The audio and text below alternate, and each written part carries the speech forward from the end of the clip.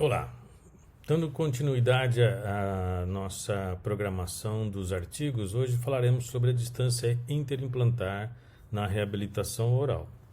É importante sabermos que essa distância é fundamental para que mantenhamos o pico ósseo entre os implantes, para que nós possamos ter a papila formando o perfil de emergência dos dentes que nós estamos trabalhando.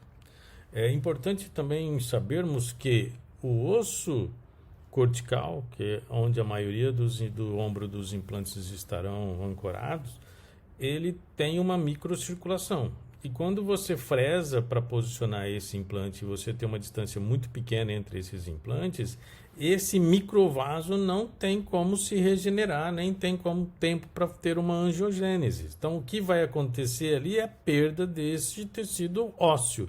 Perdendo o pico ósseo, você não terá papila. Então, a distância ela é fundamental para que eu possa manter a saúde dos tecidos periimplantares. Como nesse caso aqui, eu tenho essa condição de papila formada entre esses dois implantes aqui, porque o implante de conexão butt joint foi posicionado ao nível cristal e ele tem uma perda óssea normal para esse tipo de conexão. Já o implante de conexão cônica possui uma perda óssea bem menor, possui condição de manter esse osso no ombro do implante, ficar ao lado do transmucoso e manter esse pico ósseo aqui que mantém esse desenho da papila interimplantar.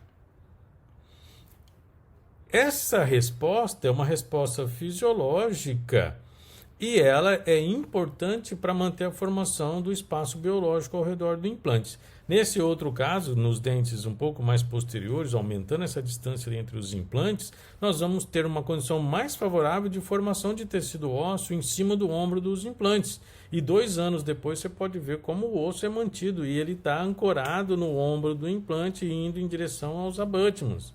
Isso é fundamental. E essa condição ela é muito importante, ela é mais favorável ainda quando se usa implante de conexão protética cônica.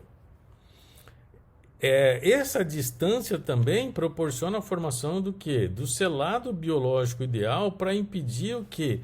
A penetração de bactéria nessa região, provocando a inflamação. Então, o selado biológico ele é importantíssimo para a manutenção da saúde periimplantar.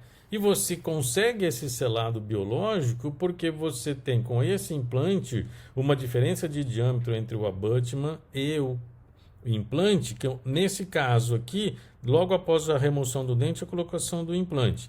E aqui você já tem uma avaliação de 4 anos. Olha como o osso vai em direção ao ombro do implante, ele não é perdido, porque essa conexão protética é altamente estável. Nós vamos comentar mais sobre essas conexões protéticas durante os artigos que serão publicados no blog.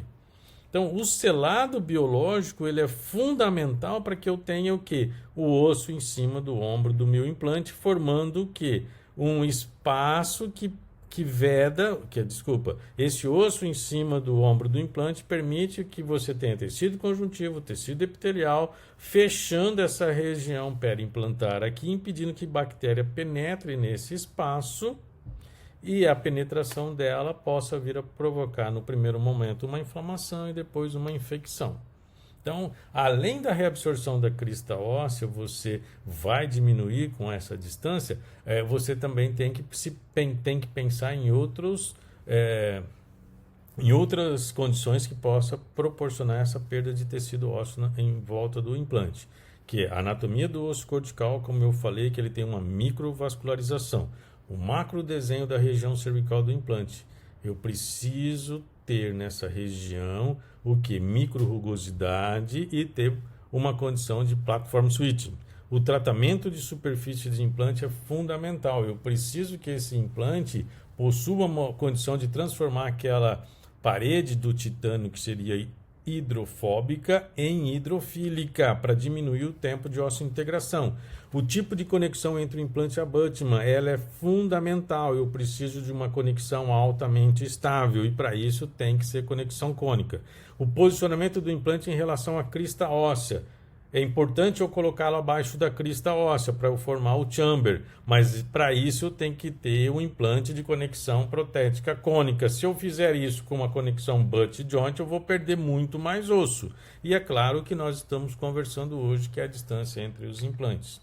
Então, nesse trabalho que nós fizemos em 2006, eu posso visualizar, eu posso mostrar para vocês que quando eu possuo uma distância interimplantar de 1 milímetro, de 2 milímetros, de 3 milímetros, e eu faço em estágio único, ou seja, eu trabalho one abutment at one time, e ainda trabalho com o Chamber Concept, eu consigo manter esse pico ósseo e ter uma altura de papilha maior do que quando eu trabalho com 2 estágios. Isso tudo está nos artigos que estão no blog da Implantodontia Premium, no meu site, o www.valdirmuglia.com.br.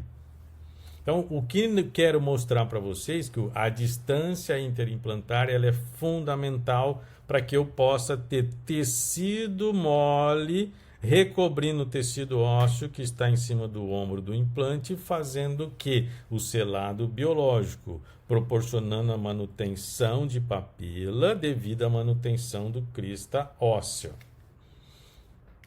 E é fundamental também que você observe que quando eu tenho as distâncias mínimas, eu não posso ter um abutment tão largo quanto esse. É fundamental que o abutment seja menor, para que dê espaço para os tecidos crescerem. Então, esse abutment deve ser reduzido. O outro detalhe é que esse caso não foi colocado o implante infraósseo ou abaixo da crista óssea. Colocou-se ao nível cristal e aqui teve uma perda óssea.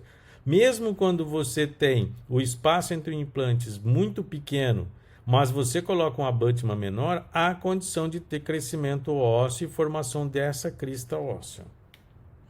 Então, o que eu quero dentro desses minutinhos é chamar a atenção para vocês que no blog da Implantodontia Premium, dentro do site valdirmuglia.com.br, você terá todas essas avaliações, todos esses artigos. Vá lá e faça um bom proveito.